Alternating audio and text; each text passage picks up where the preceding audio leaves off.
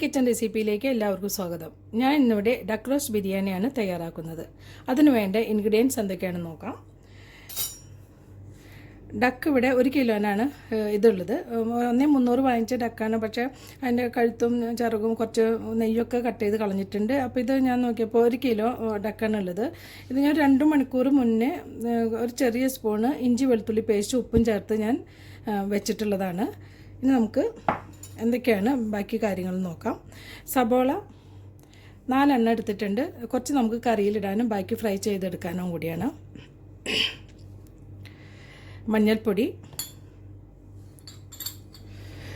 കുരുമുളക് പൊടി, ഗരം മസാലപ്പൊടി, മല്ലിപ്പൊടി, മുളക് പൊടി,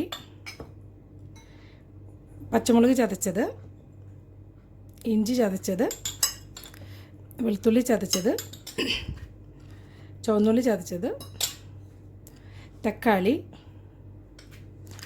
പുതിന ചെറിയ കഷ്ണങ്ങളാക്കി കട്ട് ചെയ്തത്, ഇത് മല്ലിയില, ഉപ്പ്,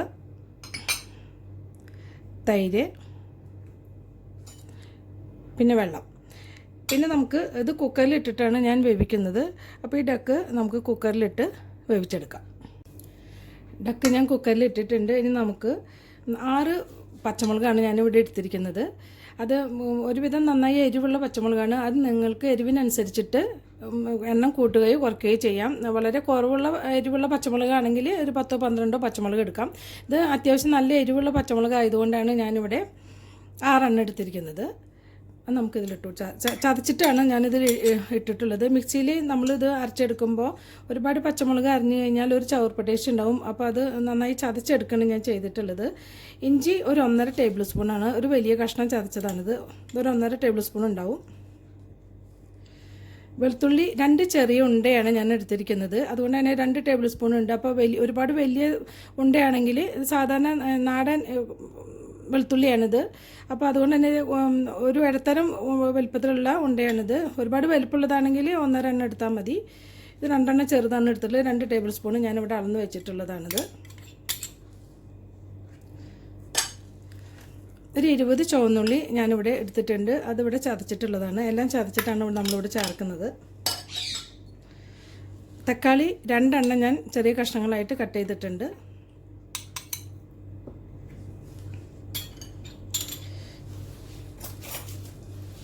മഞ്ഞൾപ്പൊടി വളരെ ചെറിയ സ്പൂണാണ്. ഒരു 3/4 ടീസ്പൂണും എടുത്തിട്ടുണ്ട്.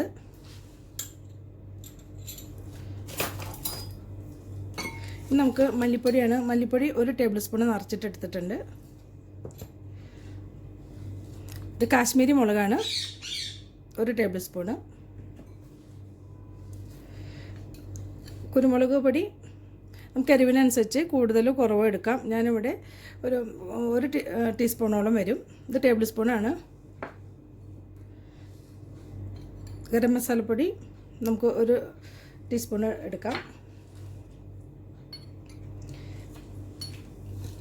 തൈര് 1 ടേബിൾ സ്പൂണ്.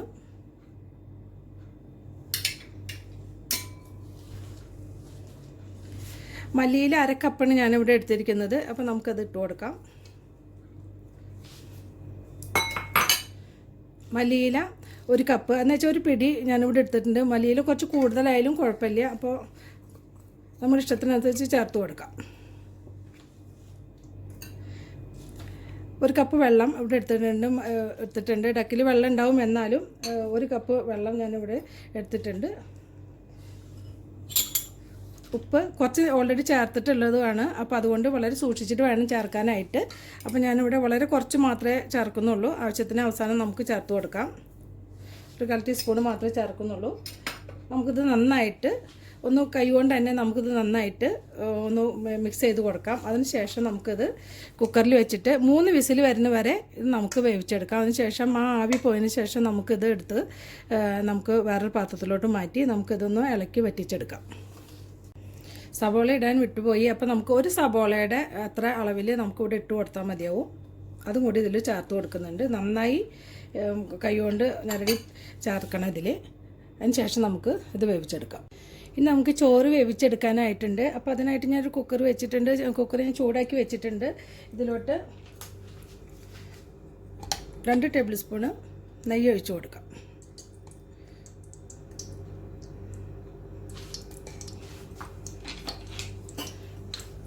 അതിനുശേഷം ഇതിലോട്ട്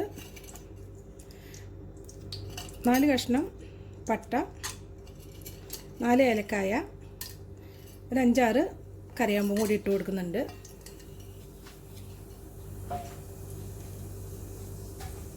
ഇതൊന്ന് ഇളക്കിയതിന് ശേഷം നമുക്ക്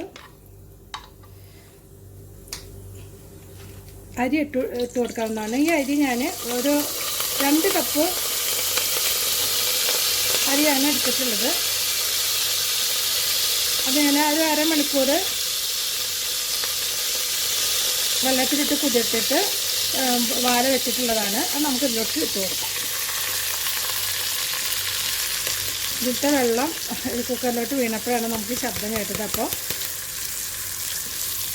2 കപ്പ് അരിയാണ് ഞാൻ എടുത്തിട്ടുള്ളത്, 250 ml. അത് ഞാനൊരു അരമണിക്കൂർ കുതിർത്തിട്ട് വെള്ളം വരാൻ വെച്ചിട്ടുള്ള അരിയാണ്.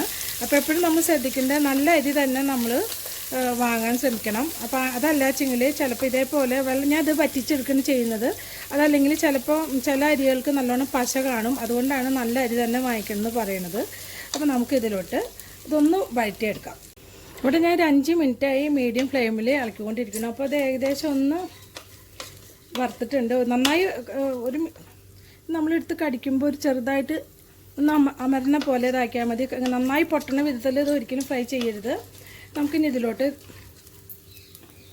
3.5 കപ്പ് തിളച്ച വെള്ളം ഒഴിച്ചു കൊടുക്കാം.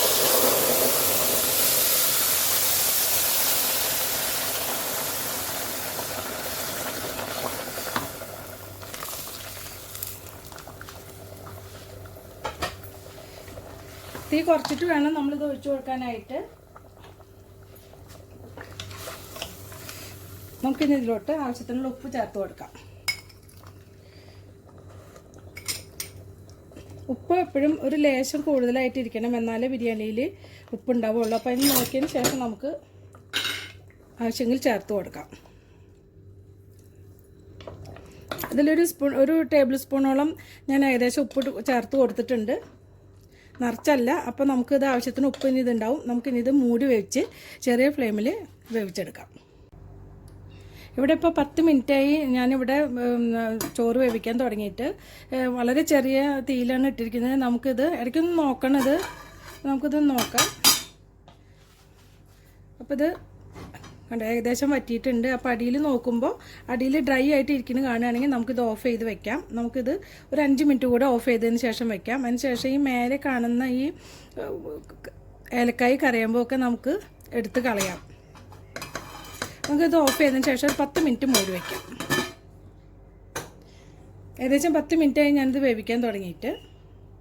നമുക്ക് ഇനി ഉള്ളി ഒന്ന് ഫ്രൈ ചെയ്തെടുക്കേണ്ടതുണ്ട്. അപ്പോൾ അതിന് വേണ്ടിയിട്ട് ഞാനൊരു പാത്രം അടുപ്പത്ത് വെച്ചിട്ടുണ്ട്, ചൂടാക്കി വെച്ചിട്ടുണ്ട്. നമുക്കിതിലോട്ട് ആവശ്യത്തിനുള്ളത് ഫ്രൈ ചെയ്യാൻ ആവശ്യത്തിനുള്ള ഓയിൽ ഒഴിച്ച് കൊടുക്കാം. ഞാനിവിടെ ഒരു കോൺ ഓയിലാണ് ഞാനിത് ഫ്രൈ ചെയ്യുന്നത്. നിങ്ങൾക്ക് വെളിച്ചെണ്ണ ഒഴികെ ബാക്കി ഏത് ഓയിൽ വേണമെങ്കിലും നിങ്ങൾക്കിത് ഫ്രൈ ചെയ്തെടുക്കാം.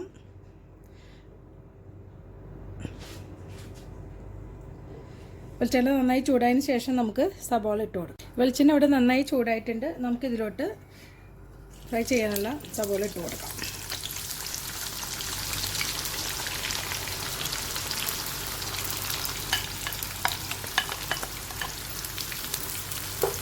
ഇത് ഹൈ ഫ്ലെയിം തന്നെ ഇട്ട് നമുക്ക് ഫ്രൈ ചെയ്തെടുക്കാം. നമുക്കിനി കുക്കർ തുറന്ന് നോക്കാം. 3 വിസിൽ വന്നിട്ട് ഒരു അരമണിക്കൂർ ആവി പോകാനായിട്ട് ഞാൻ വെച്ചിട്ടുണ്ടായിരുന്നു. അത് അപ്പോൾ നന്നായിട്ട് ഇത് ഓയിലൊന്നും ഒഴിച്ചിട്ടില്ലെങ്കിലും ഇതിൽ തൊലിയൊക്കെ ഇതിലിട്ട കാരണം നന്നായിട്ട് ഓയിലൊക്കെ ഉണ്ട്. നമുക്കിനി ഇതൊരു പാത്രത്തിലോട്ടിട്ട് നന്നായിട്ട് റോസ്റ്റ് ചെയ്തെടുക്കാം. ഡക്ക് ഞാനൊരു പാത്രത്തിലോട്ട് മാറ്റിയിട്ടുണ്ട്. ഞാനിവിടെ സ്റ്റവ് ഓൺ ചെയ്തിട്ടുണ്ട്. നമുക്കിത് നന്നായി പതുക്കെ ഇത് ഒരുവിധമല്ല നന്നായി വെന്തിട്ടുണ്ട്. നമുക്ക് ഈ ചാറ് കുറുകുന്നത് വരെ നമുക്കിത് നന്നായി ഇളക്കി വറ്റിച്ചെടുക്കാം. ഇളക്കുമ്പോൾ സൂക്ഷിക്കണം, ഒരുപാട് കുത്തി ഇളക്കരുത്. അപ്പോൾ നമുക്കിത് ചാറ് കുറുകുന്ന വരെ ഇത് വറ്റിച്ചെടുക്കാം. സബോള ഇവിടെ ഒരുവിധം നന്നായി മൂത്തിട്ടുണ്ട്. ഇതിൽ വീഡിയോയിൽ കാണുന്ന പോലെ അത്രയ്ക്കും ചുവപ്പ് കളറായിട്ടില്ല. ഇത് ബ്രൗൺ കളർ കഴിഞ്ഞിട്ടേ ഉള്ളൂ. അപ്പോൾ നമുക്കിത് ഒരുപാട് മെറൂൺ കളർ ആവാനായിട്ട് വെയിറ്റ് ചെയ്യേണ്ട ആവശ്യമില്ല. നമുക്കിത് കോരിയെടുക്കാവുന്നതാണ്.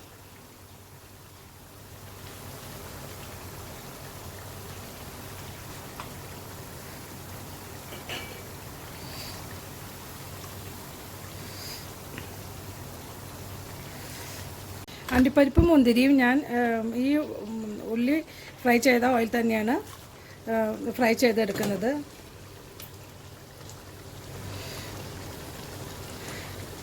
മുന്തിരി ഒരു 2 ടേബിൾ സ്പൂണോളം ഉണ്ട്. അണ്ടിപ്പരിപ്പ് നമ്മുടെ ഇഷ്ടത്തിനനുസരിച്ച് എടുക്കാൻ ഞാൻ ഒരു 12 എണ്ണമാണ് ഇവിടെ എടുത്തിരിക്കുന്നത്. ആയിട്ടുണ്ട്. നമുക്കത് കോരിയെടുക്കാവുന്നതാണ്. ഇവിടെ ഞാൻ ഒരു അരമണിക്കൂറായി ഇതിവിടെ ഇളക്കിക്കൊണ്ടിരിക്കുന്നു. ഇത് ഏകദേശം നന്നായി വറ്റിയിട്ടുണ്ട്. ഈ സമയത്ത് നമുക്ക് ഉപ്പ് നോക്കിയിട്ട് ആവശ്യത്തിന് ഉപ്പ് വേണമെന്നുള്ളവർക്ക് ഇട്ട് കൊടുക്കാം. ഞാൻ ഇതിലോട്ട് ഇനി ഒരു നുള്ള് ഉപ്പ് ഇട്ട് കൊടുക്കുന്നു, പഞ്ചസാര ചേർത്ത് കൊടുക്കുന്നുണ്ട്. ഇതിൻ്റെ എരിവൊക്കെ ഒന്ന് ബാലൻസ് ചെയ്യാൻ വേണ്ടിയിട്ടാണ്. ഒരു നുള്ള് പഞ്ചസാരയാണ് ചേർത്ത് കൊടുക്കുന്നത്. നമുക്കിതൊന്ന് ഇളക്കി കൊടുത്തിട്ട് ഇതിനിത് ഓഫ് ചെയ്യാം. തീ ഓഫ് ചെയ്തതിന് ശേഷം നമുക്കിതിലോട്ട് വറുത്ത് വെച്ചിരിക്കുന്ന ഈ സബോളയിൽ നിന്ന് കുറച്ച് ഒരു പിടി ഇതിലോട്ട് വിതറി കൊടുക്കാം നമുക്ക്.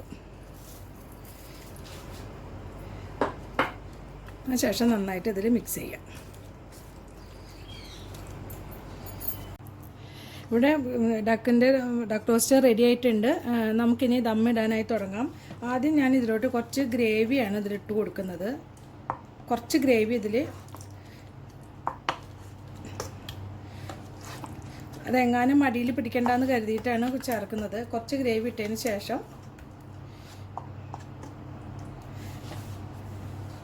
നമുക്കിതിലോട്ട് വേവിച്ച് വെച്ചിരിക്കുന്ന റൈസ് ചേർത്ത് കൊടുക്കാം.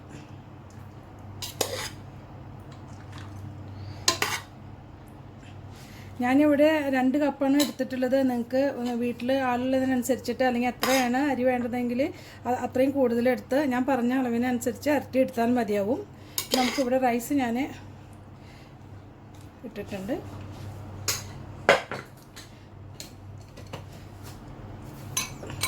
ഇനി മുകളിലായിട്ട് നമുക്ക് കുറച്ച് ഗരം മസാലപ്പൊടി ഒരു നുള്ള് വിതറി കൊടുക്കാം.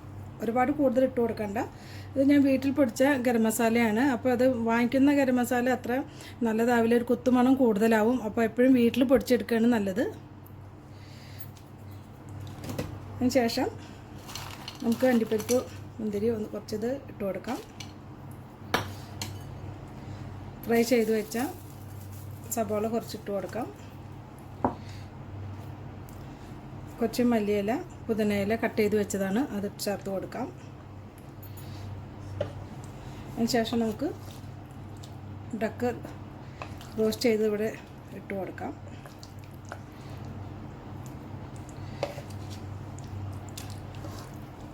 ഭയങ്കര ടേസ്റ്റിയാണ് ഇതുപോലെ ഡക്ക് റോസ്റ്റ് ചെയ്തിട്ട് നമ്മൾ ബിരിയാണി ഉണ്ടാക്കുമ്പോൾ.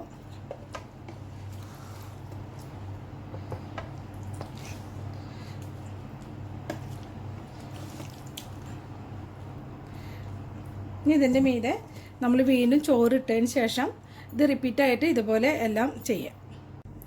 ഇവിടെ ഞാൻ എല്ലാതും സെറ്റായിട്ട് വെച്ചിട്ടുണ്ട് ഓരോ ലെയറായിട്ട്. ഇനി ഇതിൽ ഞാൻ വേറെ നെയ്യൊന്നും ചേർത്തിട്ടില്ല, കാരണം ഓൾറെഡി ഡക്കിലൊക്കെ ഒരുപാട് നെയ്യ് ഉള്ളതുകൊണ്ട് തന്നെ ഞാൻ കൂടുതൽ നെയ്യ് ചേർത്തിട്ടില്ല. നമ്മൾ റൈസ് ഫ്രൈ ചെയ്യാൻ വേണ്ടി മാത്രമേ എടുത്തിട്ടുള്ളൂ.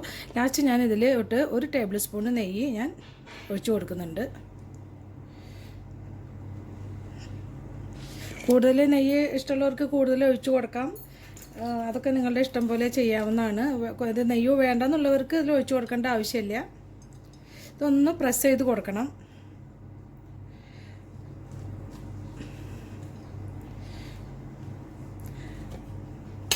അതിനുശേഷം ഒരു അലുമിനിയം ഫോയിൽ ഉള്ളവർക്ക് ഈ അലുമിനിയം ഫോയിൽ കൊണ്ട് നന്നായിട്ട് ഇതൊന്ന് ടൈറ്റ് ചെയ്ത് കൊടുക്കാം.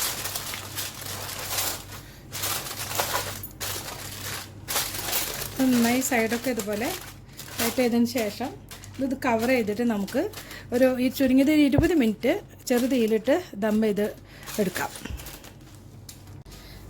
ബിരിയാണി ദം ചെയ്യാനായിട്ട് ഞാനിവിടെ തീ കത്തിച്ചിട്ടുണ്ട്. പിന്നെ ഒരു പഴയ അലുമിനിയം മൂടി ഞാൻ വെച്ചിട്ട് ഇതിൻ്റെ മേലെയാണ് ഞാൻ ഈ പാത്രം വെക്കുന്നത്.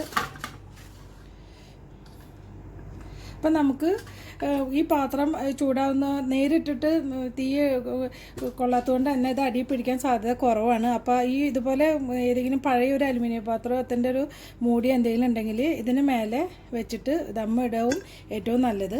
പിന്നെ ഇത് ചെറു തീയിൽ വേണം, ഒരു 20 മിനിറ്റ് ഓളം നമുക്കിത് ചെറു തീയിൽ ദം ചെയ്തെടുക്കാം. ഇവിടെ ഇപ്പോൾ ഒരു അരമണിക്കൂറിലധികമായി ഇവിടെ ഞാൻ ദമ്മിലിട്ടിരിക്കുന്നത്. 20 മിനിറ്റ് കഴിഞ്ഞപ്പോൾ ഞാൻ ഓഫ് ചെയ്ത് വെച്ചതാണ്. വളരെ ചെറിയ ഫ്ലെയിമിലാണ് ഇത് വെച്ചിട്ടുള്ളത്. നമുക്കിതിനെ തുറന്നു നോക്കാം.